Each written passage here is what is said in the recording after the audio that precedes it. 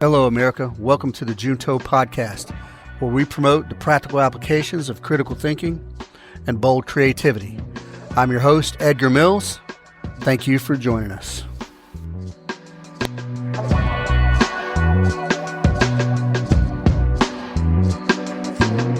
Hello, America. Welcome back. I appreciate you guys sticking with me.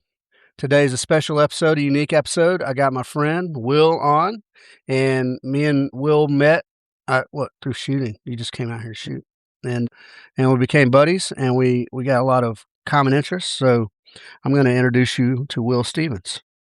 Give it a go, Will.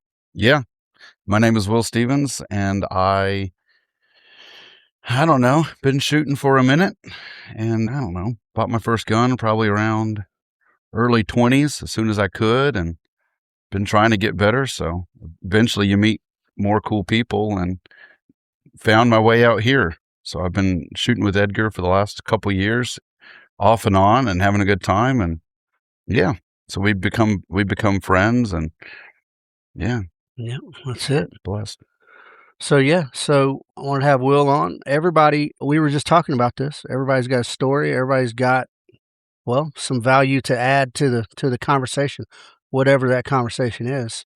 So I think today, broadly, we're going to talk about friendship, talk about faith a little bit. I'm going to talk about a little bit of business, entrepreneurship, and sort of small business type stuff. I like it. Yeah. So, let's start off with friendship. Okay. What's your broad philosophy on? I have a couple strong opinions about it, because today you hear so much about brotherhood. Yeah. And, I can't help but think about that meme, brother, brother. And I do love brotherhood, and especially if you get into the faith aspect, that is a brotherhood as well, right? For sure. But I do think that there is a rarity today, unfortunately, of good friends, dear friends. And I think it's something that we need to work on. And all of us, I think we need to work on becoming a good friend. If you're going to have good friends, first you need to be a good friend. Yeah, I agree with that 100%. I say loosely that you can't expect, specifically I was talking about respect, but you can't expect respect without giving respect. Yes. You can't expect loyal friendship without giving loyal friendship, I think. So my take on that, as a grown man, there's a handful of dudes in my life that I've known for 40 years or so, and we're friends. Yep. But we live in different places, and we're grown. Yep. And we got grandkids, and so friendship doesn't necessarily mean you guys hang out every single weekend or something like that. You know what I mean? I think it's more about kind of being there if as needed. Yes. As a sounding board or... Yep. To me, friendship is intentional. Intentional, yes. Yeah, that's the thing I think that kind of separates friendship from brotherhood. So if you think about a brotherhood, these are people that whatever group you're in, right? Yeah. At your I don't want to even steal the term band of brothers, but whatever you guys labor in, you got it. There's a common pool. 100%. You got it.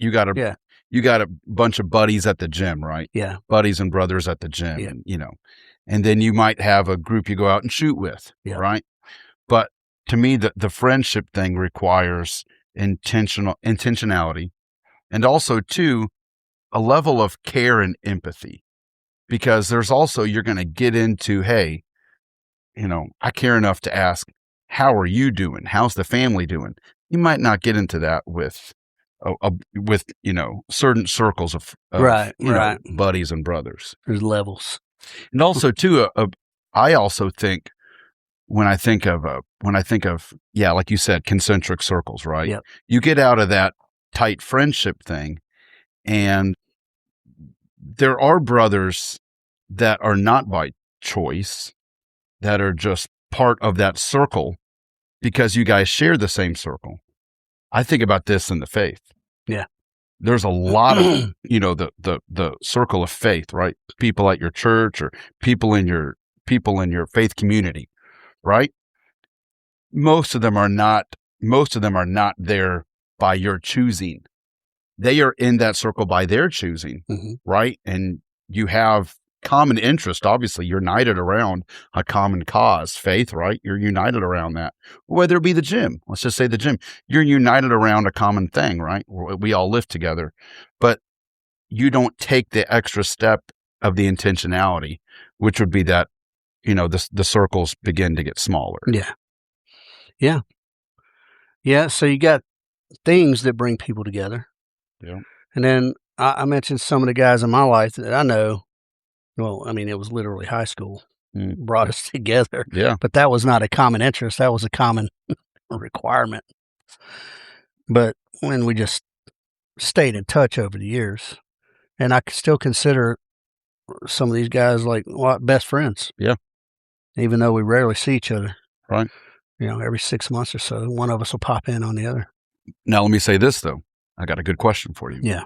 If you found out that buddy, that friend, close friend, the one that might be, distance is a problem, right? If you found out that person came in town and didn't hit you up or didn't let you know, that would be. I don't. So that happens plenty. In fact, absolutely. And I'll give you, for instance, on the occasion I go to Fort Bragg for a job. Okay. And I'll be up there for a couple of days and not hit up buddies because I'm there for a specific purpose. Okay. And I get that. And if I got time, I mean, so yeah, how good a friend are you? Will you make time? That's what people say. You make time. Yeah. Maybe. Is it, do I make time and go out and have dinner and a couple beers, or do I get back home to my grandkid? Right. Absolutely. Yeah. Do you know what I mean? No, priorities. And the same has happened here. There's been, hell, my cousin's been through without stopping in, and me and him are the best buddies, Yeah. And I don't expect it. 100%. Yeah.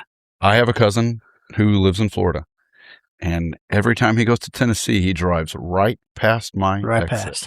And I'll just be honest with you, I'm the type of extrovert where it kind of rubs me a little bit, and he might even listen to this. Yeah. But I understand where he's going. I understand he's going up to Tennessee to a cabin, but I'm always like, you drive right past my house, but I know he means nothing by it. Right. Yeah. Absolutely. So now, and my wife and I talk about By the way, this. we're cousins and friends. Yeah. Because you also have those family members. Well, that's that's my cousin. That's absolutely. Yeah. We're probably more friends than we are cousins. And I mean, but yes, we are definitely cousins, but yes, we're almost exactly the same age, and we grew up together. Yep. And neither one of us had a brother. Yep. So, yeah. So my wife and I talk about, so there's levels of comfort, but then there's a level that transcends to where you don't have to do the obligatory things. Yep. And my wife we talk about this a lot, about sitting in silence. Yeah, I'm not good at that. Man, we can drive for 2 hours without ever speaking a word, just holding hands. You and your wife. Yeah. Oh yeah, me and my wife can do that too. I thought you meant with. But there's a time and I have friends like this where you can just be without having to keep a conversation going. Or telling the joke. That's a small group for me. It's a small group. It's a small group, yeah. But that's where it's a good one. That's a good. You got me thinking about people right now as you're saying that. Yeah. So friendship. It's complex. I would say that's a really interesting test of comfort when you can be on a road trip. I think about that because sometimes I work over in Athens, and me and my buddy, we won't talk the whole time for an hour and a half, all the way over there in Athens, all the way over there to Athens and back. So we just have that level of comfort. Well, good. Is it comfort or is it discomfort? For most of the time, I would say it's comfort. For most of the time, I would say it's comfort. Yeah. But I'm an extrovert, so it is hard for me. Because I never stop. Nonstop. Always talking. Yeah. Nah, different levels of friendship, man. Everybody's got the whole spectrum in their life, I'm sure. Yeah. I do think it is concentric circles, though. So yeah, I don't. sort of. I There's think the levels. kind of they close in, Yeah, there's levels, but and there are. I guess there are circles inside of that do kind of have overlap. yeah, you can't order everything. So I'll give you for instance. There's a guy that he was. Well, we were in the same company when I was a op sergeant. A B team op sergeant. He was on my B team, and we weren't buddies. We were colleagues and all that, and Mhm. friendly and told jokes at work, but we didn't. Years had gone past, and he put out a sort of a little distress signal. We were both already long out of the military, and he needed a dude. He happened to had been in Georgia at the time, and you're familiar, I'm sure. He was in Noonan, like down Yeah. south of Noonan, Yeah. but he put out a need, and I'll be there. That's So great. we weren't best homies, Sure. but he needed a thing, and I was able to help with it. So Would you say that was out of obligation or out of genuine empathy and care? no, not obligation. I Yeah. was in no way obligated, and Absolutely. he was even surprised that, like, oh man, thanks. I can't help but think about that verse that says, "There is a friend who sticks closer than a brother." Yeah, I Yeah, mean, yeah, that's good. and so I consider him a friend. Yeah. But neither one of us would, if we were reading our list of best homies, Absolutely. neither one of us are on that for each other. Absolutely. So friendships, I don't know. It's weird. It's weird, Oh, it is. Yeah, there's a lot of especially when you overlap it with sort of not obligation from faith, but Yeah. just being what you know to be a good dude. Mhm. Yeah. Yeah. Help people when you can, I think. If you can, If you can. when you can. Yeah. Yep. And sometimes it ain't easy. Sometimes it ain't convenient. But if it is easy and convenient, by all means, do it. Yeah, absolutely. There are some people that will skip right over it. Another thing is too is why are you doing it? Are you doing it to be seen, or is it one of those No, things where yeah. it requires Yeah. that, because intentional friendships, one of the things for me I've noticed is it does take time. So I've got a long distance friend from Texas. He came out here and shot with us. And I know that when we sit down and we're going to have a phone conversation, it's going to be a minute. I mean, we're going to have, No. and I try to plan him out. I'm like, I can't always do it when I'm driving. I'll tell him if he calls me, I'll be like, I'm driving. I've only got a few minutes, and he'll be like, oh, well, we can catch up later. Because when we do catch up, it's a long conversation, and we're going to hit on a little bit of everything in life. So Yeah. that's hard to juggle, by the way, in a certain aspect of my life, because he's in a different place. Yeah. So he doesn't have kids. He's not married. He's pretty independent, and I'm independent too, but I have a decent amount of time management. So Yeah. Yeah. Anytime there's kids and just Yeah. other things like that involved, for sure. The guy I would consider my very best friend, Timmy. We don't talk as much. He lives in North Carolina. And our conversations are like short, brief, Yep. Hey man, did you see this thing? Yeah. What about this? And we'll do that. And, all right, I love you, buddy. Boom. Yep. I got one for you. Yeah. This is good. So the man who was my best friend and best friend in high school and best man at my wedding, we have, just with our lives, we have kind of drifted apart. And there'll be times where we catch up. But in the last, I would say 2-3 years, out of adversity, I would say I have this sounds so weird, but I have who I would consider someone who has taken that role. And I'm in a different place in my life, right?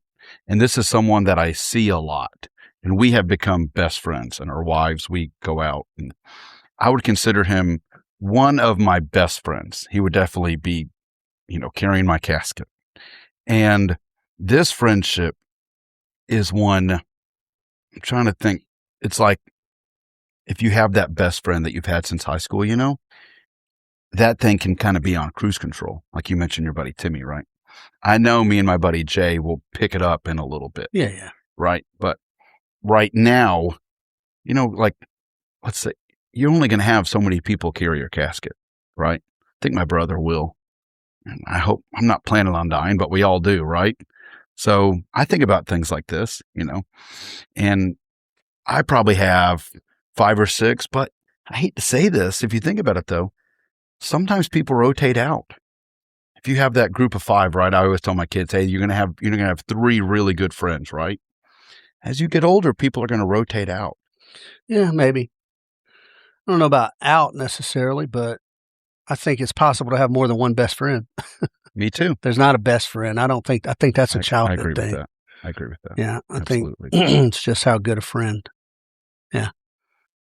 Hopefully, we have people fighting for a place to carry our casket. Yeah. Because we have so many good friends. Well, one of the unfortunate side effects of being in the Army is you get to choose that every time you deploy. Man, I can't even wrap my brain around that. I've had the same 6 for a long time. Wow. Man. Yeah. So, yeah.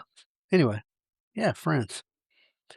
So, all right. That leads us into faith. So, what if you got heathen friends from childhood or the military or whatever?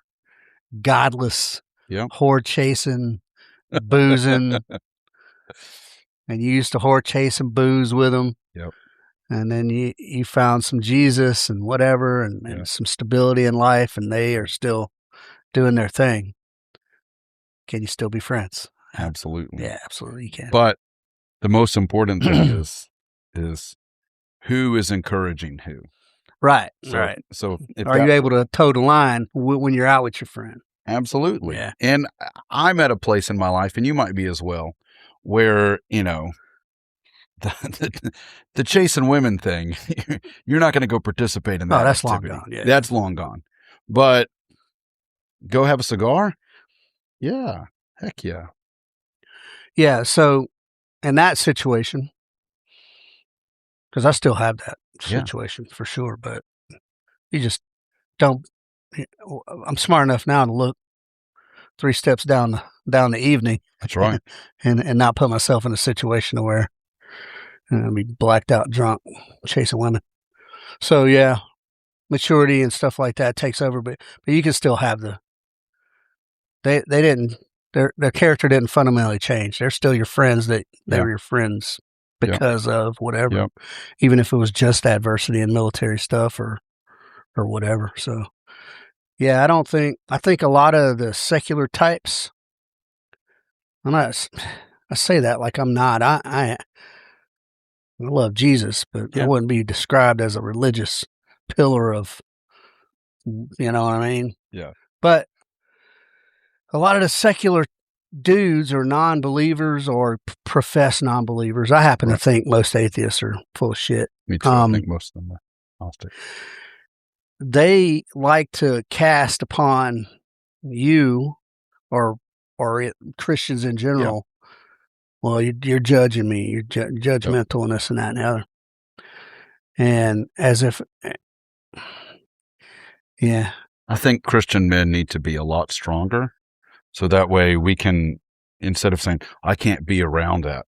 If you have some self-discipline. If you have, self-discipline, absolutely. And also strongly held convictions. Yeah. Your strongly held convictions should not have a problem. Yeah, right. Like, and there are obviously exceptions. We all probably have friends that like, I don't need to be around alcohol. Right. And be like, okay, well, when I'm around this person, I won't have a beer or whatever, that kind of thing. But we need to have strong enough convictions of our own where we're not easily swayed. Yeah. Otherwise, are we even a man? No, that's right. That's right. You got to be able to stand on your convictions, whatever they are. And that's maturity too. That is an age thing. No, that's right. That is something that you don't have, unfortunately, usually in your 20s. I didn't have it in my 20s, and I certainly didn't. You don't even really know if I had it in my 30s. In fact, in my 20s, I was probably the instigator of Me most too. of that action. But I would say now that I'm stepping into my mid 40s, I am definitely, I have more strong conviction, and that my strong convictions, I would say, lead and guide me Yeah. more than anything So else. let me ask you this from because you're much deeper into the church Yeah. stuff, lifestyle things. Yeah. Would you say that there are pastors out there or deacons or whoever the leadership of whatever denomination Yeah. who would stress that you should cut away from your non religious friends or your heathenistic friends? That's a good question. Because I've encountered this before. Yeah. So never mind, I've been buddies with a dude for 40 years. Right. And he's a godless heathen. Yeah. You think your preacher would sway you to, like, if you can't show him the light, you should cut away? I have never, except for minus one exception, most of the pastors in my life, and I have a lot of good pastors because I have, over the span of 25 years, or since I was 15, coming up on 30 years, I have played guitar and sang in churches and just helped with music in churches. And I have the pleasure of doing that now at the local church where I'm plugged in at. So over the years, I have literally been, shepherded by really great pastors, and they've seen the good and the bad of me. Yeah. Right.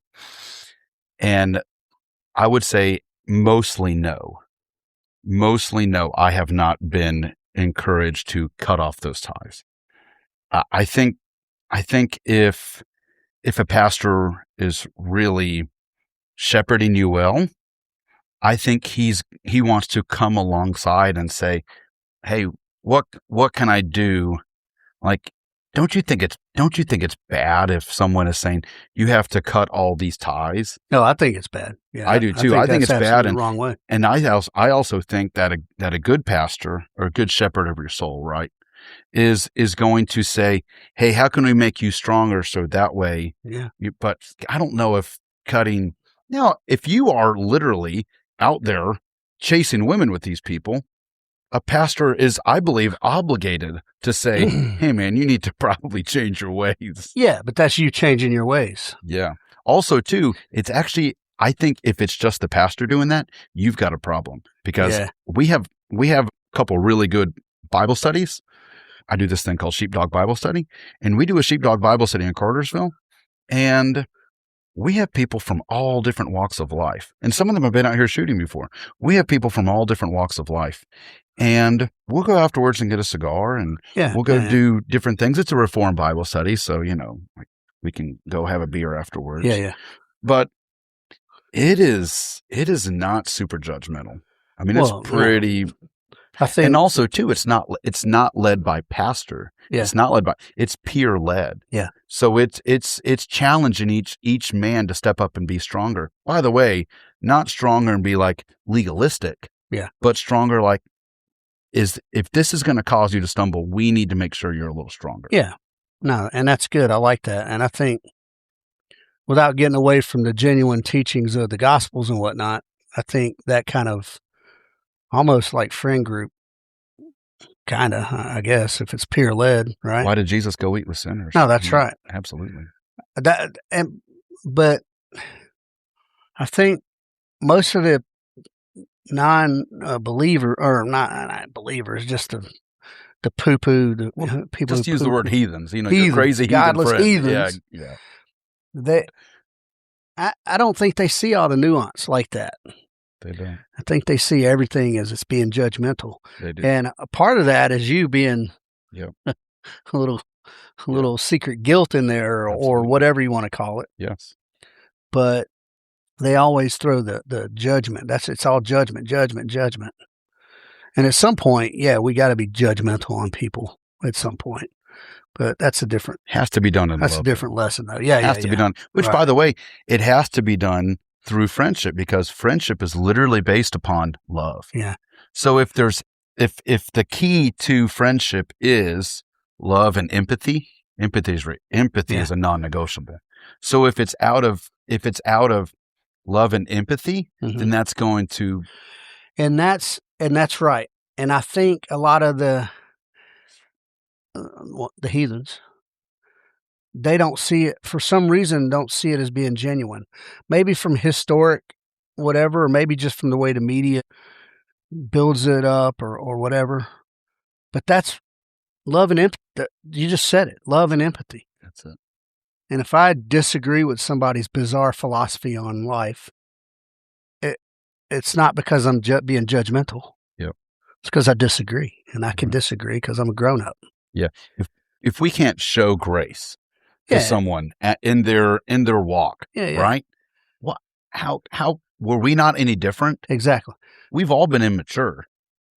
So yeah, I think the Christianity gets a bad rap from people who write everything off as you're just being judgmental and condemning my way of life, whatever that way of life is. Yeah.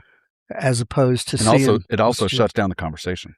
That's right. And I think that might be a tactic more than it is a genuine concern. It is. Yeah. But they won't ever admit that. A lot of them. Yeah. Yeah. Because I get ripped on because people who know me a long time, they know I was a savage. I was a savage. Man. Before you were a grandpa. Before I was a grandpa. Yeah, for sure. Absolute savage. And I don't know. I don't know if they think it's disingenuous or what.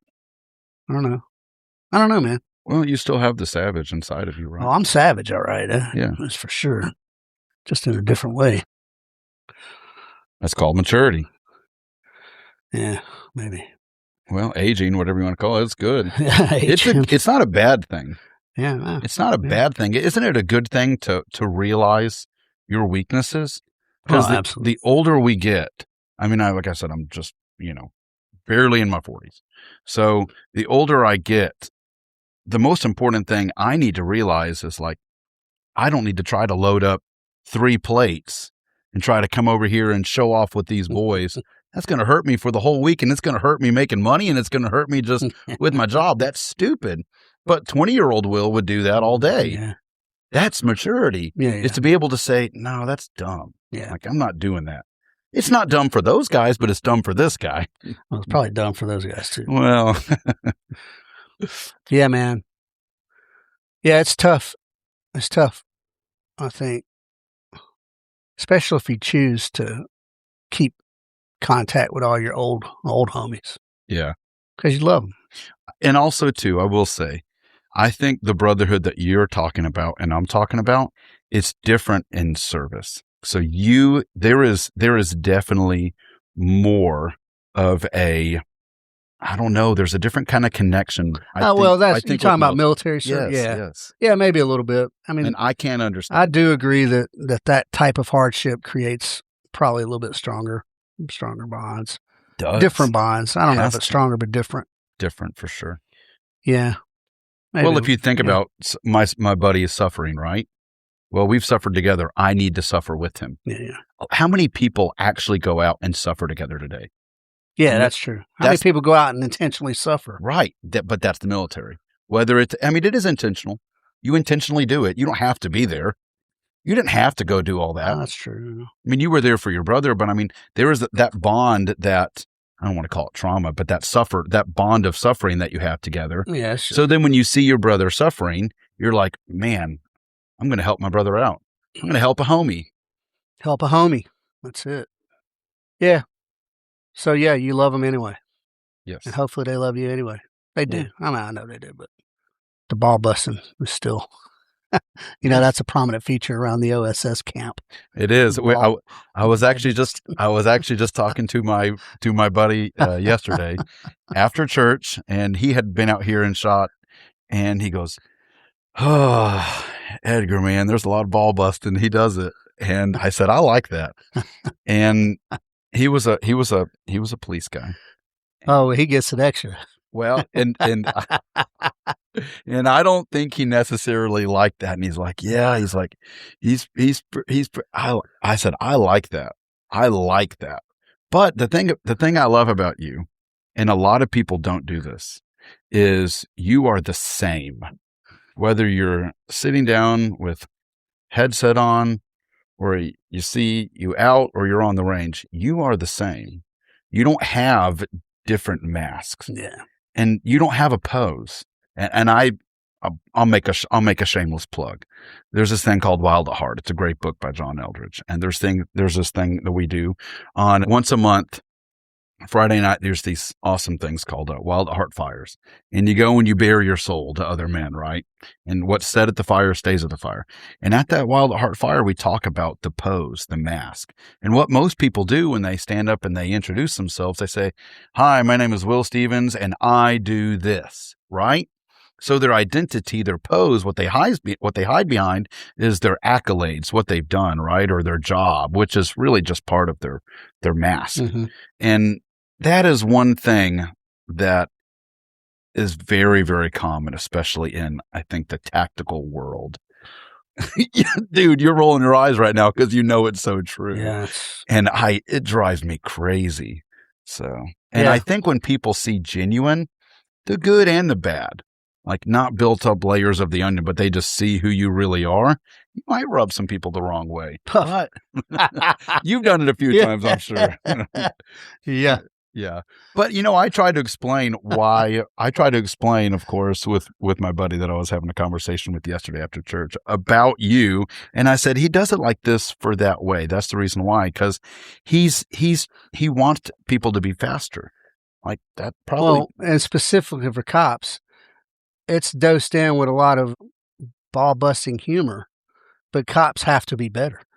Yeah. That is all there is to it. Yeah. And if he don't believe that, he's wrong. That's it. Well, I think a lot of people get stuck, probably law enforcement, they get stuck and they get ingrained. And I'm not saying that this is wrong, by the way. There's a lawsuit attached to every bullet. It's a fact. It's a fact. So be better. Yeah. And some of them might actually be having ongoing lawsuits right now. Yeah. Like things like that. You hear about this. And I do think fear is that very lawsuit is never a result of skill. That lawsuit is never a result of skill. If anything, it's a result of lack of skill. There's no excuse not to come out and be a better technical shooter. Yeah. Decision-making and all that's different stuff. Mm-hmm. And there's training for that. Right. A technical shooter, a cop should be the best technical shooter on the block. Yeah. Yeah. No lawsuit is as a result of poor skill. But also be able to manage that sliding scale, which we talk about, That's of speed and accuracy. Yeah. Discernment on the fly. Judicious use of lethal force. Yep. There's the good, there's the clean shoot and there's the dirty shoot. But it ain't a result of skill. That's decision making. It's different. Yep. I agree. Yeah, man. And that's a problem, I think, in the cop training world, is they always conflate all the stuff. So, shooting's just, I could go a whole career without ever shooting. Maybe. Right. Until you have to shoot someone. Right. And you don't choose that time. That time presents itself and you act accordingly. Yeah. So, yeah. Skill. There's no excuse for a lack of skill. And decision making is very subjective. Yeah. Mechanical shooting is not. Yeah. And there's also a ton of evidence now. Tons. Because we have so many body cam footage and everything. So you can actually dial it down and you can actually even say, hey, most of these encounters are up close. So that's going to be a speed thing. Well, yeah, that's right. Whatever the data says. But just like pro sports, right? You can watch the video later and instead of going, see, we were good because okay, I fumbled my reload. Yeah. I had my magazine in my hand backwards and I slammed it. And you can break it down for different reasons. I don't think a lot of them do that. Yeah. Or when you watch a cop unload a 17-round mag and his pistol's flopping around like a fish out of water. The amount of videos out there right now, which is just data. That's data. It's data. The amount of data out there right now of people mag dumping into people and you see the bullets going everywhere but the person, it's insane. There was one video down in Florida, man, like a cop dumped literal 17 rounds. 3 rounds hit the dude, and the dude was sitting static in a car. And 3 rounds hit the dude, and none of them were lethal. But you saw the body cam, you saw the gun just flopping away. Bow, Yeah. bow, bow, bow. And it was dark, and he had his white light on, and all the smoke from the gun, all you saw was smoke and a gun flopping. That's horrible. And the light just... He had zero control of his gun. That's a technical issue. Yeah. It can be fixed with technical remedies. That's not decision-making. Now, the decision to draw and shoot the guy, that's decision-making. Yeah. But once that decision's made, it's all just a technical. Yeah, he was definitely reacting, not responding. 100%, yeah. That was a bad reaction. And that's the way it is for cops. You have to react to, you can't just walk up to everybody on the street with your gun drawn. Yeah. And the bad news is that guy's that footage is going to be in every classroom for a long time of what not to do. Yeah. Yeah, and it maybe even court, when, man, because, bad guys, man, there's greasy lawyers out there these days not, there have always been. I'll retract that statement. Yeah. There's always been greasy lawyers out there. But they'll try to spin that around. Yeah. And if I was a greasy lawyer, I say it all the time. First thing I want to do is see training records. Yeah. What qualifies you to be out on the street with a loaded firearm enforcing law? Right. And then they show you some bullshit GDOT or Georgia Post thing, and you're like, yeah, man, skill. Those videos blow my mind away when you start watching. There's a million of them, and there's some great ones.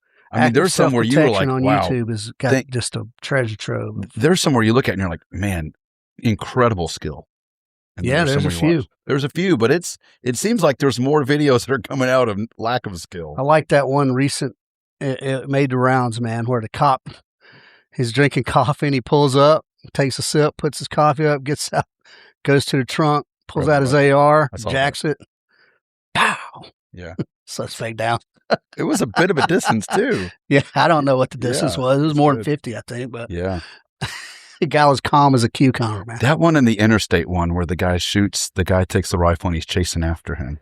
And he shoots across the interstate. And there's cars and he times it. That was a good one, yeah. That was mind-blowing. Yeah, man. You can tell guys who have some skill or some training or some experience. Yeah.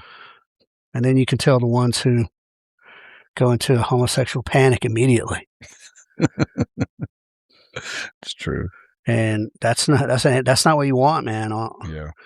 From me getting pulled over. Now, let me tell you what, when I get pulled over, I drive like a race car driver. I don't like driving anymore, so I just want to be where I'm going. Mm.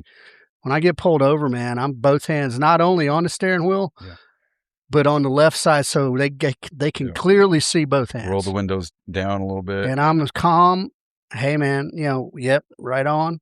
Can I see your driver? Yes, I'm reaching my right hand to my dash. Me too. I don't mess around because I don't want some 23-year-old nervous, friggin' Serpico, whatever type blasting me. Yeah. Because he saw a gun. Because he may see a gun. But I'll say 99% of the, which I can't think the last time I've been pulled over. I'm sure it was within a year. But they're great. Smooth. A lot, mostly. But then there's always the one very arrogant. He's always out there. Man, knock on wood. It's been a minute since I've had I get that guy, usually. Man. I don't know why. Maybe it's because I look like an asshole. Yeah, maybe you just drive way too fast. Maybe I just drive way too fast. Yeah. I do. Been trying to ease that off too. Since I got grandkids. I do think it's important what we were talking about. To be a good friend with empathy, intentional. And I also think even in business, I think that will gravitate the right type of customers, the right type of people. You treat people right, that's the most important thing. I agree with that. Because word of mouth is still the key for business. My dad, so I'm third or fourth generation, independent business owner. And, my dad is just he's a mobile welder kind of thing. And he, does, just welding. He's anonymous, redneck with a welding setup, right?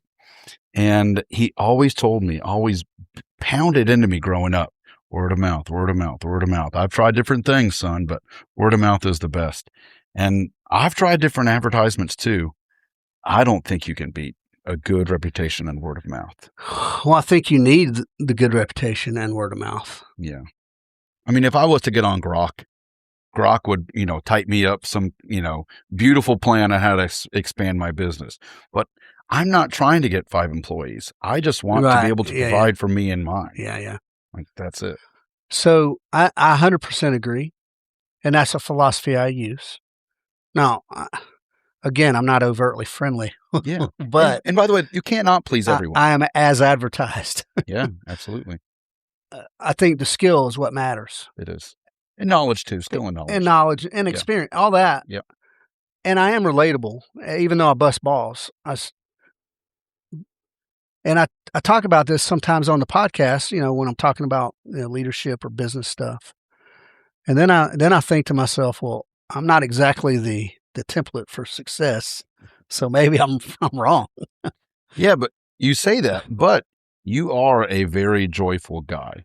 If once you get to know you, I mean, I could see someone saying, "Well, Edgar's a little gruff," but I actually think when you get under, when you look underneath the gruff, I think Edgar's got a lot of. No one's ever discovered his joyful. Man, I agree, though. You got a good. I smile, love life, good man. Laugh. Yeah, I love life. Yeah. Even through all the bull crap, never mind when you become a parent, right? And life changes. Yeah. But when you become a grandparent, it's a whole nother level of joy, I imagine. And the joy bubbles out of you. Can't wait. My wife busts my chops all the time because she'll catch me on a little picture looking at my grandkids, looking all stupid. Yeah, I got joy. Of course I do. Yeah. Yeah, I'm happy. I would like to grow. But not crazy. You know what I'm trying to do with the range and all, but yeah. That's more legacy. So I wonder, that's 100% what I want. Yeah. I don't even want to grow beyond that. That's right. I want to grow enough that my kids and grandkids have a business to fall onto if they choose. Yeah. And take it wherever they choose to take it when it's their time. If America makes it. Yeah. Well, if not, it becomes a compound. It could happen. Right. Yeah. You just finish out the berms all the way around. That's right. Man, the country. No, it's crazy.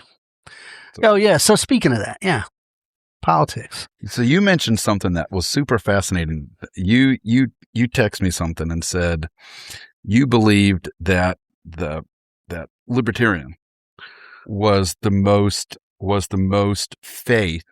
Libertarianism say it. Is the only political party that truly supports Christianity. Not that it exclusively supports Christianity. Right. That it's the only one that offers the same level of free will that we were bestowed with. Right, libertarian free will. That's it. All the rest of them, there's some dogma you have to toe a line. Mm.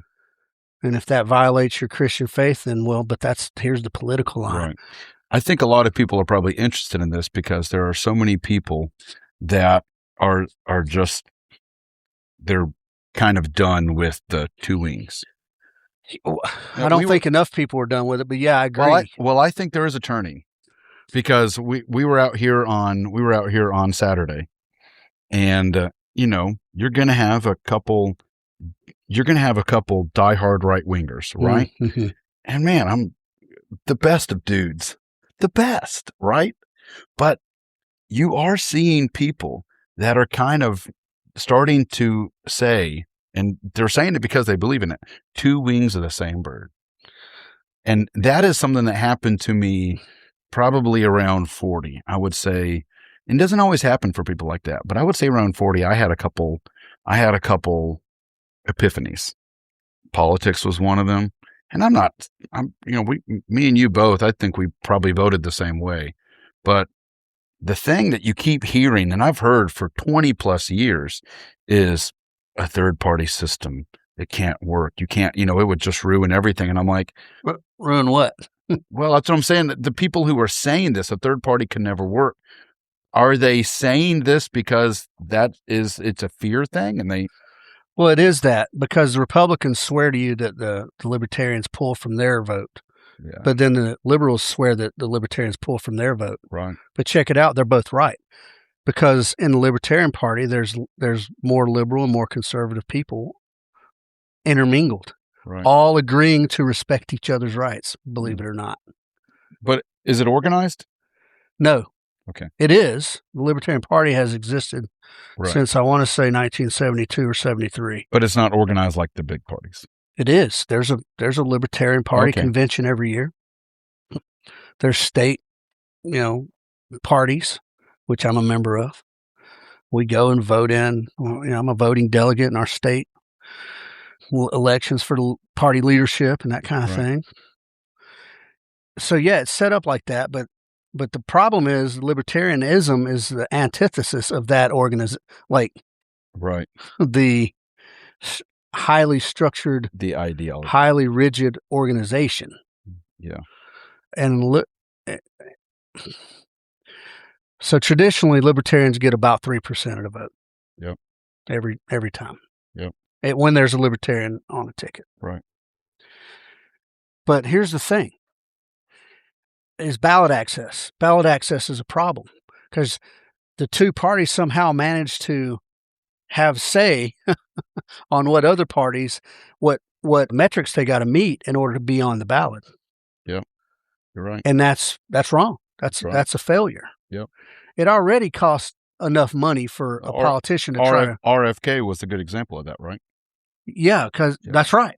RFK was that most recent example. Yeah, that's right. RFK Jr. And so at the national level, I don't think it's a very realistic endeavor. But by the way, he had so much support, RFK Jr., that he ended up having a decent amount of sway in the election. He did, in fact. He did. And I'm probably making... But let's look at that level of sway and that level. That dude is a Kennedy. You got to be at that level of influence. Or a Tucker Carlson, who's going to probably go third party. Maybe, but... Whatever he's brewing up I don't know if it'll be libertarian. Yeah, I don't either. I don't follow Tucker Carlson, so I don't know what his latest and greatest sort of philosophy, I guess, is. Yeah. I don't know. I know that he thinks that the system is broken, and I don't think he is coming up with an idea to use the current two-party system. I think he's talking about... Well, I think he's already been excommunicated from the conservatives, right? Well, or Republicans. As soon as there's a absolutely chasm of difference between a Republican and a conservative. That's right. Absolutely. So people make that reduction. Everybody's narrowed down to the easiest label. I wouldn't be surprised if it's some kind of anti-war party, because it does seem like libertarians are anti-war. Absolutely. Yeah, I am too. There's T-shirts out there. I'm already against the next war. Yeah. I want that shirt. Yeah. That's a great shirt. I love that. I've never seen it. I would have already owned it exists. Yeah, that's great. And I agree with it. And not because I'm a pacifist. Yeah. But because I don't think I don't think the system in general has the wisdom. That's good. To wage just war. And there is such a thing as just war. I believe that. Absolutely. I agree with it. Yeah. But I don't think they have the wisdom and the patience and the what's the opposite of corruption? I don't think they're integrity. I don't think they have the integrity. Yeah, they don't. To wage just war. Yeah. And I point you to Dick Cheney and Kellogg Brown and Root and all that stuff. Typically it's wag the dog. Typically the military industrial complex wants a war. And guess what? Ding dong. And that's time, a catchphrase, time for profits. Right? Military industrial. But it's true though. Look. It is. It runs. Yeah. If you just stop, if you're a Republican and you just stop for a minute and go, okay, they keep saying military industrial. Well, we need a strong military. Yeah, we do need a strong military. But look at the way the contracts happen. Look at the way the wars are waged versus the way just billions and billions and billions of dollars. I went to APAC 12 years ago. My church was sending us up to APAC. Can we talk about this? Sure. Okay. Well, American Israeli. Wait a minute. We're not getting murdered. No. Policy Affairs Conference. I went up there, and this was one of the things that blew my mind away. Then, this was years ago, 90% of the money that we gave on foreign aid, which the two biggest at the time were Israel and Egypt. 90% of it came back here in military. And I was like, I was literally at this thing. I was like, do people know this? And when you say in military, though, you mean in military industrial, you mean defense industry, not just military. That's right. The defense industry. So I was like, 90%, I was like, wow. I was thinking, I was like, comes back. Like, and within that defense industry, you have all the lobbyists who are putting money back into the politician pockets. It's a gigantic, vicious cycle. Oh, horrible. But I don't think most Americans even know that. Well, the information's out there now, and there's enough. So if we talk about it, somebody's going to say, "Oh, conspiracy theorists." No, that's fact. That was 12 years ago when I went. It was 90%, and I was told this by officials. Yeah, it's fact. Yeah. And I don't know. The machine has to keep going. Are conservatives okay with that? I don't think a lot of conservatives actually know it. I think a lot of conservatives, unfortunately, just watch the conservative right wing talking. So it's a case of casually disregarding facts or just not looking into them. Yeah. Just accepting but the media on the surface level so that you don't have to. There are some better voices coming about, and you know this because of social media and stuff. You're starting to see some more voices actually get traction. Yeah, they're out there. So there is some kind of. But then when they get traction, some other major outlet tries to drag them, tries to discredit them. That's right. And bring up any number of old things, or just spin what they say, and everybody becomes an anti-Semite or a racist or something. Yeah. Or they go work for the administration, and they come back and it's like, man, what happened to you? You actually have to have some guts. You're totally Politics is so gross and nasty. It's bad. And the money it's astronomical. You can buy elections. Thomas Massey, that is a bought election. Yeah, for sure. Absolutely. Yet somehow Mitch McConnell, that guy can stay up there, but they get rid of Thomas Massey, but Mitch McConnell, who I don't even think the guy's alive. Yeah. Who knows? And he's still up there, and they might even vote for him again. Yeah, without a proof of life, with some aid dude doing all the.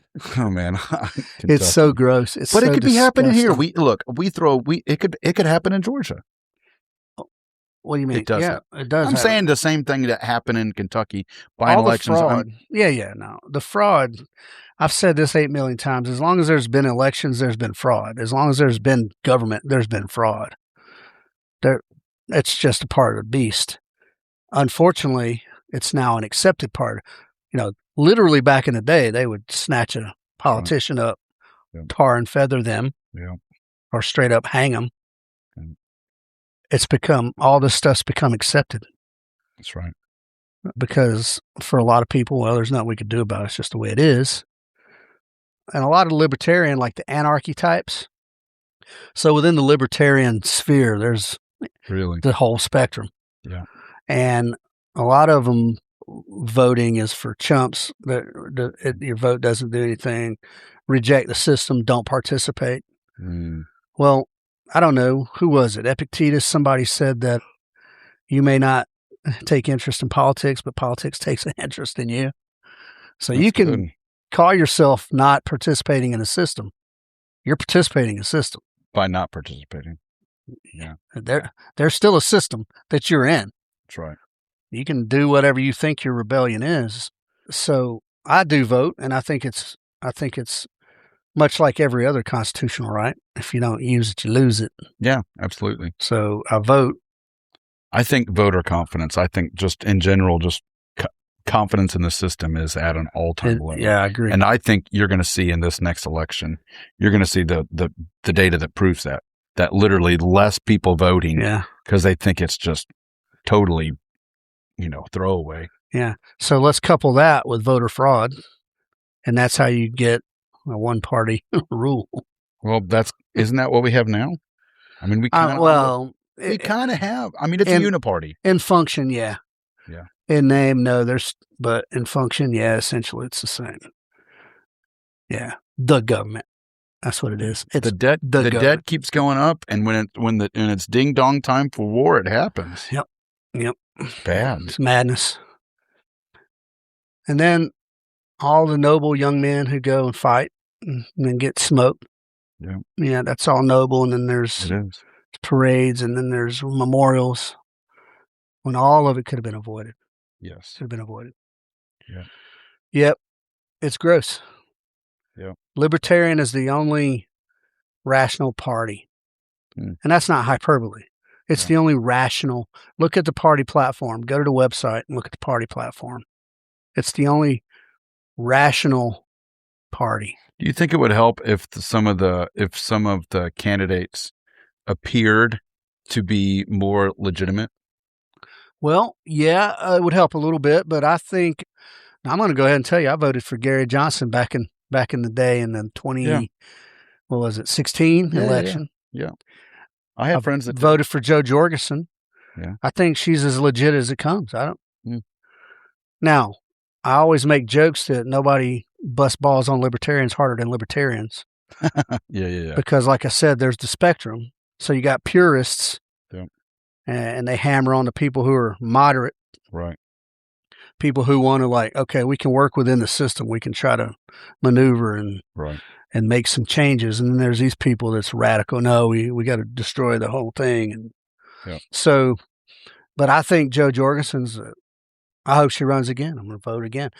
Is she going to get elected? Hell no. Yeah. Is there ever going to be a libertarian at the national level?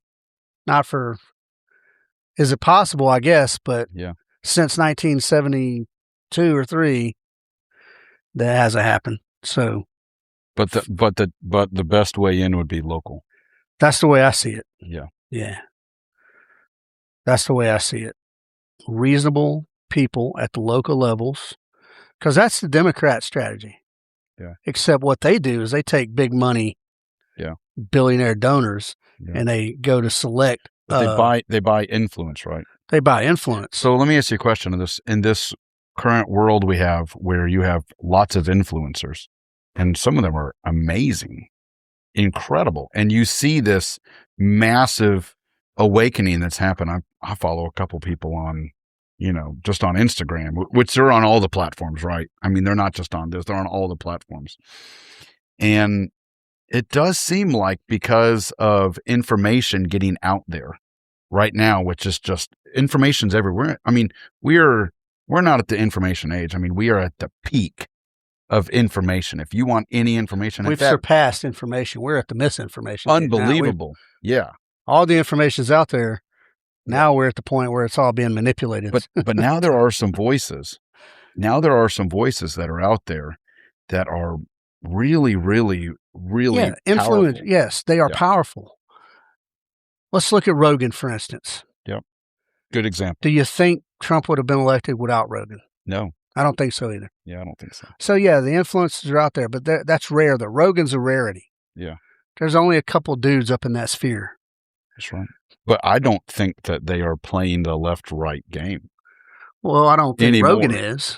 Well, I don't think hardly any of them are anymore. Sean Ryan's over it. I mean, you look at the 3 or 4 biggest voices, they are really fed up with the left-right system.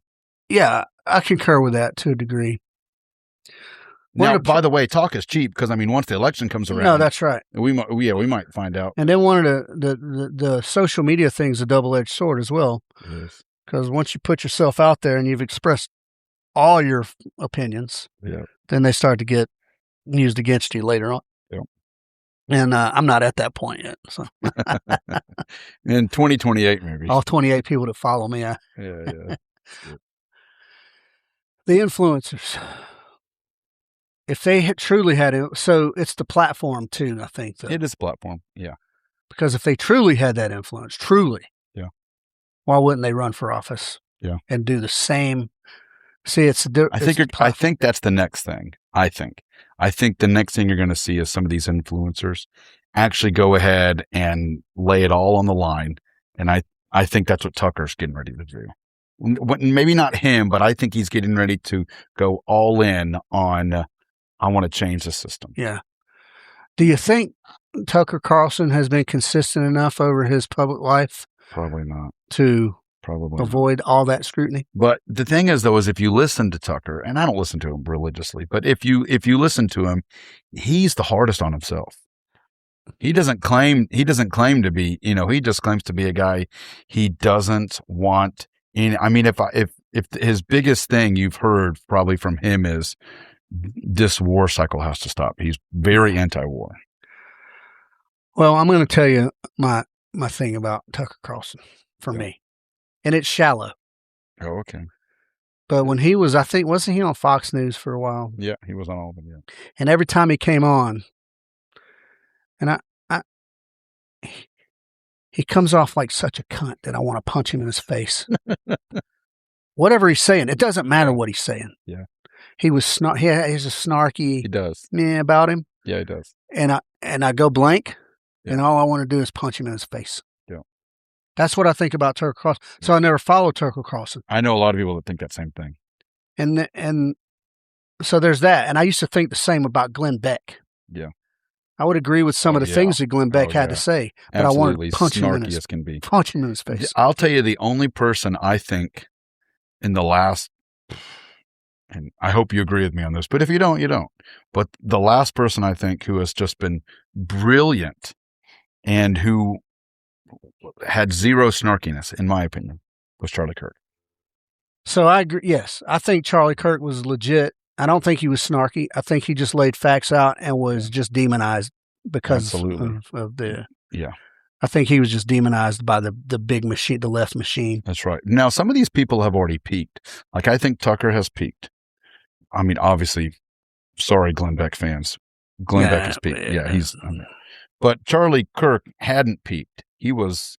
No, I think the reason he's dead is because he was becoming more legitimate. Influential. Yeah. Because he was not all the negative things that they say. He was not those things if you actually listen to what he That's said. Right. Yeah. And he's so cringe, this and that and the other. Oh, he wasn't. He just put it out there. Yeah. For debate, not just. Yeah. So he was more legit. He was kind and of the fact gracious. that he delivered it to crowds that he knew Yeah. would oppose what he had to say. That's right. And then he made proper arguments without belittling anyone. Yeah. So we need more good voices like that. Yeah, we need good voices like that.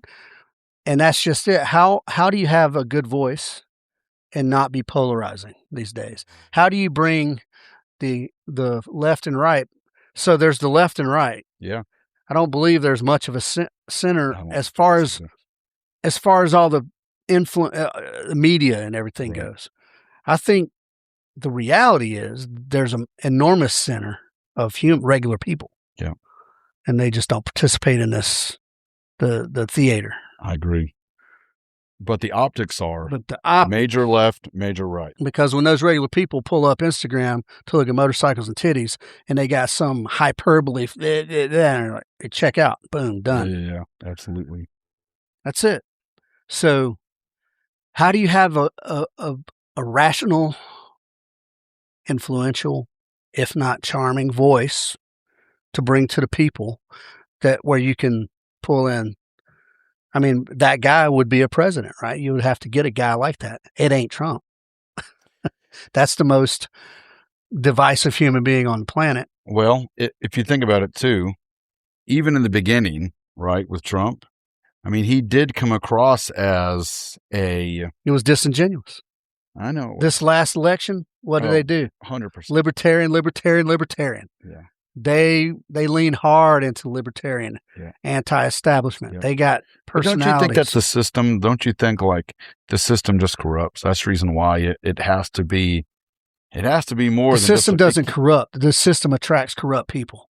Absolutely, but it cannot be a person. The hope is not in a person. It has to be a syndicate of people with integrity.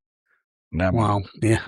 Throw a rock out there and see how many, you hit. Right.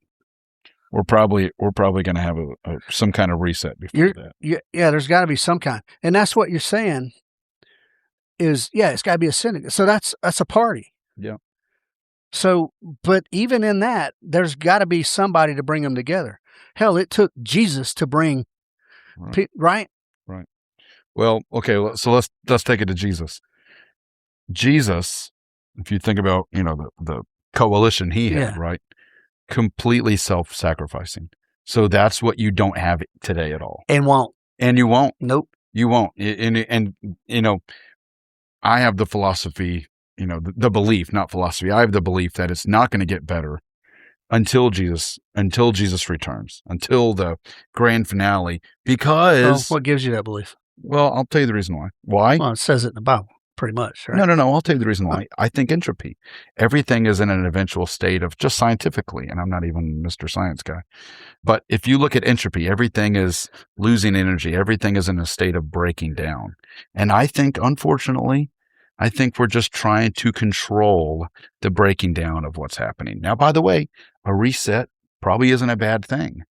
And a reset built around ideas, if it was built around, libertarian ideas, and like, it would be great. But, like, this is a 250-year experiment that has gone good so far for 250 years, what we have America. And comparatively speaking, it's still going pretty damn good. Absolutely, it's going good. So we need another type of, we need some bold people to be willing to experiment. Well, that's what I'm saying. But we're not finding any more continents. It takes a charismatic, intelligent, charming person to do that.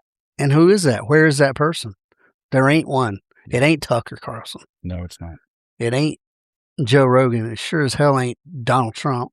No. And I would love to say that, Barron Trump could come up and become, but the name is already tainted. It is. The name is already tainted. Yeah.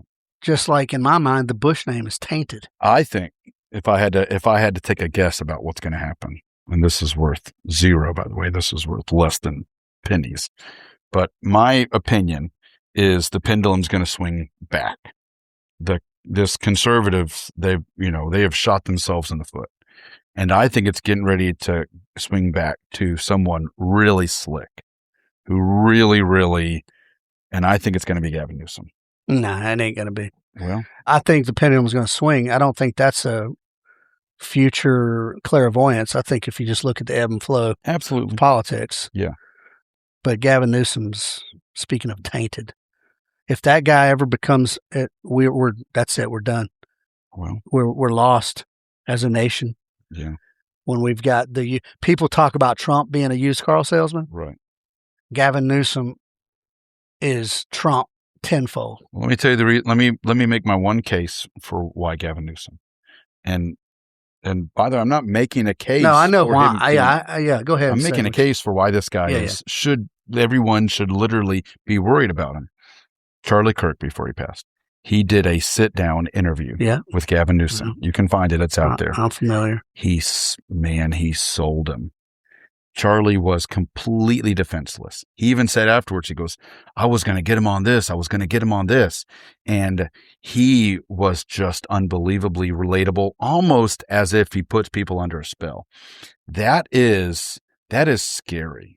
And there are people out there who are so good at manipulating that they can win over almost anyone. And I think every once in a while you find people like that. And I think Gavin Newsom has that ability. I agree. I mean, the fact after what he did in California, the guy's even around is unbelievable. I mean, he destroyed that state. I agree. Man, I hope I'm wrong. I hope you're wrong too. I think I still got just an iota of faith in the American human population. Yeah. I think even because in order for him to do what he does, it's got to be this right here. I don't think on a mass scale, everybody just as the masses watching him, right? He presents the used car. That guy looks. If you remember in the '80s on all the TV shows when they would show the caricature of the greasy car salesman. Yes, that's the guy. Yeah, absolutely. You're right. Yeah, that's the guy. Yeah, but somehow he's still around. Now, I tell you what I think is important. The people who have the platforms like the Rogans, I think they should not even platform people like, and this is, man, I'm like, this sounds bad because this is the opposite of libertarian. And Joe Rogan can do whatever he wants. But when you know that someone is so slick like that, I think even Rogan has come back out and said, now, I'm not sure if I would interview Trump again because of what it did. It made him peer, right? And he's like, I feel bad that if I even helped a little bit, Well, he did help a lot. He did. I mean, Trump was going to like MMA, UFC stuff. Yeah. Yeah. He didn't just interview. And he didn't give it ain't like a sort of interview where there was some challenge. Right. It was a homie interview. Yeah.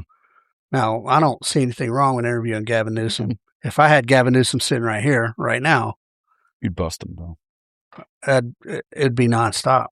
I was going to say you wouldn't let him get out of it. It would be nonstop. Yeah. Yeah, and it's going to be interesting to ride the next couple of years. Nah, it's going to be crazy. That's why local's so important. Yes. That's why taking care of your homestead, your people. Yeah. That's why your reach is so important. That's why I do these things. Yeah. My reach is what I care about. I care about national level stuff. Yeah. I care about the future for my grandkids, but your impact is only so small. Yeah, right. I'm not a national level player. I don't have that influence. I can make people around me a little better. Mm-hmm. I can help a little bit. I can make my grandkids have a little bit of, what's the word I'm looking for? Manly sort of integrity and focus on not false humility, not false bravado. Yeah. That they know their role, mm-hmm.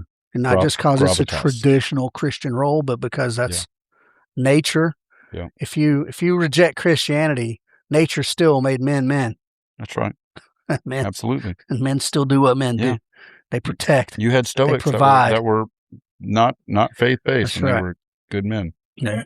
So, yeah, I think if we operate within our influence, genuine, without trying to manipulate for any other, like I'm always about libertarian stuff, right, with people.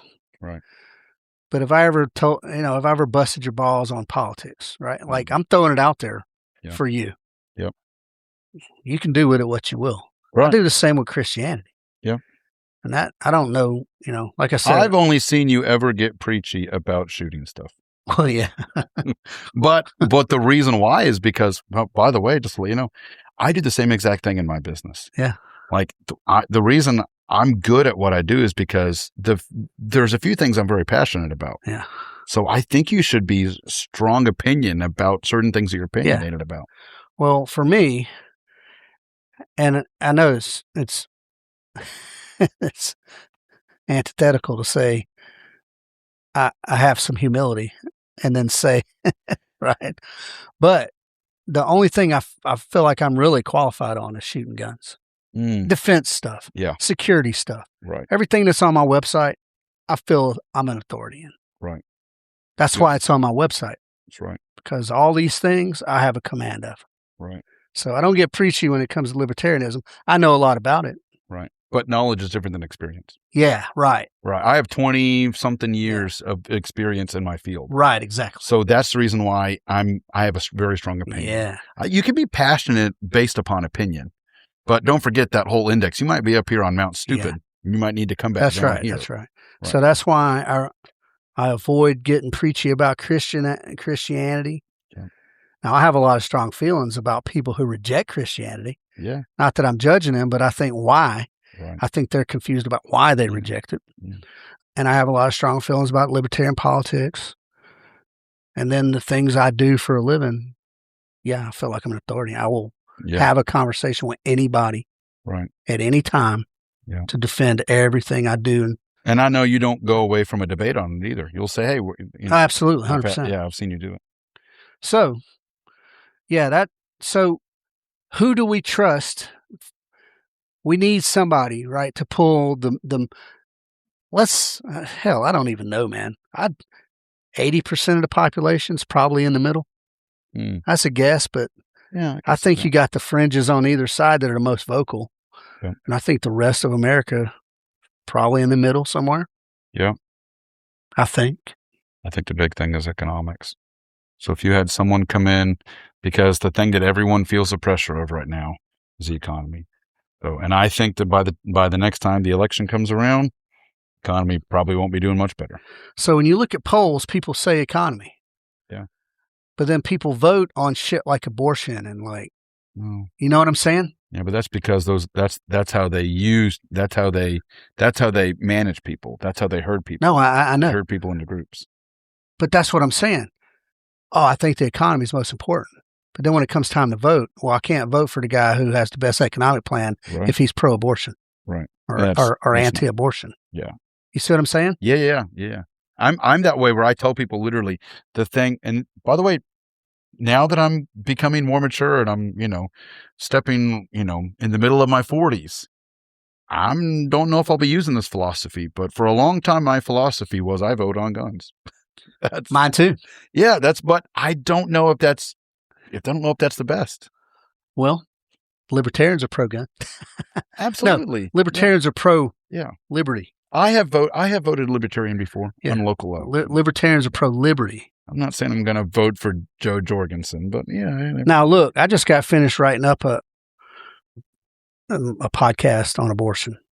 I was going to refrain from that because I got a lot of lefty friends and I got a lot of Christian friends and I got my opinions. This can be a long conversation. It's going to be long. Yeah, it's going to be long. And I'm going to lay it out in all the ways, but you're violating a human's libertarian free will. Or are you violating a human by murdering them? That's what I'm saying. You are if you're a true libertarian. The question all comes down to what you choose to acknowledge when life starts. Yeah, 100%. But even looking at potential, even if you were to look at, hey, that is going to be a person. Yeah, that's easy. You can make stuff up.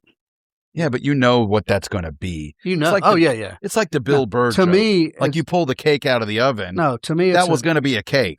To me, it's an obvious answer. Yeah. But anyway, we'll get into it. Yeah, I'll get into it. It's a long ass. Oh, gosh. Oh, my God. Yeah. And go pull in an expert for that one. Here's the thing. Well, I wish I had somebody I could, but here's the thing is, I've got lefty friends and I've got righty friends. I've got trans friends. I've got all kind of weird friends. Yeah, you do have some weird. And the thing is, once I throw my opinion out to the world, they're still going to be my friends because that's the type of friends I have. Yeah, that's real friends. Yeah. Right? That's good. I don't have a friend that, well, one guy on my Facebook who's the brother of a friend of mine, so me and him follow each other too. We've talked about things. If you support the cops in any way, shape, form, or fashion, unfollow me, you fucking piece of shit. Yeah. I don't want to hear it. I don't care. If you support the cops, you're a part of the problem. Unfriend me. Yeah. Me and him weren't homies anyway, but I'm just saying that's a childish way to look at things. Yeah. Childish way to look at things. A true friend is loyal. That is right. And by the way, he can also, that loyal friend can say, dude, you're in the wrong. But that true friend is not going to drop you. I have two people that come to mind right now. One of them, like I said, he has probably stepped into the role of my close three, right? Two of them come to mind right now. 2 or 3 of them come to mind. And the reason why I would say they're in my top 3 is literally because of loyalty. Now, by the way, not loyalty to Will's right. Heck no. They know Will is not right. They know I make mistakes all the time. Yeah. And a lot of times I get a lot of things wrong. But loyalty to being there for me and caring and not cutting you off. Yeah. A good friend won't cut you off. That's right. So I got a story on that. I used to be a bike messenger a long time ago. And I was a partner of mine who was a messenger. He was a former Ranger. He jumped into Panama and all that. He got out of the Army. He had a negative experience. I mean, he did the thing and he jumped into Panama, killed Panamanians. I think that scarred him a little bit. But anyway, he got out of the Army, started going to college to be a journalist. That's great. And while he was going to college to be a journalist, he was a bike messenger. I was a bike messenger. And me and him became homies. And we'd go to Stein Club, drink beers almost every night after work. His wife hated me. Me and my wife weren't married yet, and we lived separately. She hated me too. But anyway, Drew is his name. I won't say his last name, but Drew. Me and Drew were good homies. We drank and fight with other people, Right. ride bikes in the wee hours of the morning, It's awesome. wake up in weird spots, well, all the things. And over the years, I went back in the Army. I tried to talk him into going back in the Army with me. Anyway, I went back in, and then multiple years later, I was in Germany, a Green Beret already, and he happened to be in Germany writing a story for. He worked for like Knights Ritter. He worked for like Stars and Stripes. He worked for different outlets, and he was in Germany doing something. So we got together and hung out. But years later, we were in Atlanta. Went and hung out at the Claremont Lounge and had beers and reminisced, and we were good buddies, man. And then on the social medias, man, over time, he started drifting like hard left on politics. Yeah. And I would bust his like I do. Yeah. I'd just bust his balls. Yeah. Or I'd make a joke. He'd say something, blah, blah, blah. I'd make a joke on it. Yeah. Be done with it. That went on for a while. And one day, man, he hit me up and he's like, just don't delete my number. Yeah, that's it. Oh, man, I hate that. And I was like, over politics, like it's just you're rude about it. Every time I put something on, you do a clown emoji or I'm like, Drew, you're eliminating a decades-long friendship over politics. Yeah. He went so hard left, and that's what hard left does. Yeah. Yeah. Hard right too. Well, hard right too. They put you have to toe the line. That's right. You have to have to be pure dogma. Yeah. No crossover. Heaven forbid. Conversation stops on the far extremes. Yeah, man. Yeah. I think and he cut me off, and it hurt me deep. Yeah. It hurt me deep. Yeah. And I was like, man, like good friendships can get past a disagreement. Yeah, and I thought we were that. Yeah, absolutely. By the way, you probably were until he got pulled so far to the polarizing left. Pulled so hard. Absolutely. Yeah. My mom lives in Germany, and she is she's maybe the most anti-Trump I've ever met of a human, ever. And so, of course, over the years, I have, I don't know where I land right now, right? Like you said, talk about, I'm probably somewhere in the middle right now, where I believe that we need to continue having the conversation. But my mom is over here on the far left. She's my mom. I mean, the Bible says, honor your father and your mother. That's a non-negotiable, right? Right. Like, there is not anything in the world that can cut off that conversation between me and her. Now, there's some things we don't talk about, but our love for each other, which, by the way, that's really what friendship is. It's based upon mutual love and respect. Yeah. So I have mutual love and respect, and also, too, she's my mom. Yeah. So there's a deep-seated love. But how many times do people get petty and do that? Like, how many people cut off? There is no hope for that. So every American who's listening to this that is cutting off people because of their views, you are part of the problem. No, that is a problem. You can't have the conversation anymore. And not only the views, but especially when it's centered around just a personality. Oh, absolutely. Yeah, Trump's a divisive person. Absolutely. Like him or hate him. Yeah. He's going to be gone soon. Yeah. Yeah, he is. Yeah. And now you've lost a friend. That's great. That's so true. But we don't look past that. Dude, there's horrible, so much man. wisdom in what you just said. It's horrible. Yeah, you're right. And I miss Drew. Same thing with the frickin' football team. People do the same thing over team. Oh, don't you, you got this jersey on, and we do the same exact thing. Don't you even talk about that team around me. We do the same thing, but you're right. Like, that's these bonds and friendships have to be you have to have the long game in the picture. I got a funny little anecdote to what you just said was wisdom.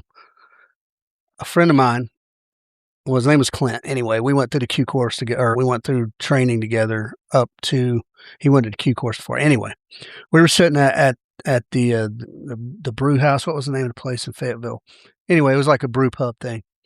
And he was meeting a girl. He was single. And he was kind of hipster. And at this time, this was way back, he had his pants rolled up, cuffed a little bit.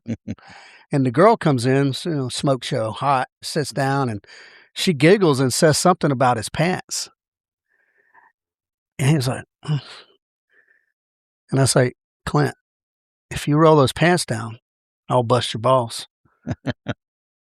Don't let a woman dictate your fashion. That's great. She's going to be gone soon. I'm going to be here forever. Yeah. He's like, you know what? You're right. That's good. And she looked at me all pissy. That's good. She lasted a couple weeks. Yeah, that's good. That's good. Yeah, what's permanent in your life? Right. You're willing to cut that loose? Absolutely. Over because Trump's an asshole? Yeah, so true. Golly, man. Well, I'll even throw the faith thing in there too. Mama, even though she's a raging, anti-Trump or whatever, she's a Christian. She loves the Lord. So if I was to throw the eternal aspect on it, talking about permanent. So the faith aspect makes things go from, pretty permanent, what looks like lifespan, right?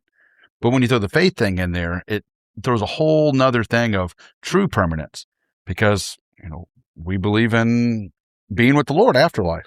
Well, that's just it. It's all so much deeper than just politics. It absolutely But politics is the thing that divides people so much. So we got to learn to take it for what it is. Yeah, I think two-party system sucks. Yep. It's not going to ruin my life. Do you know what I mean? You're not going to separate from a friend based on that. It may attempt to curtail my rights here and there or whatever, but ultimately it's not going to ruin my life. Yeah. Two-party politics is not going to ruin my life. No.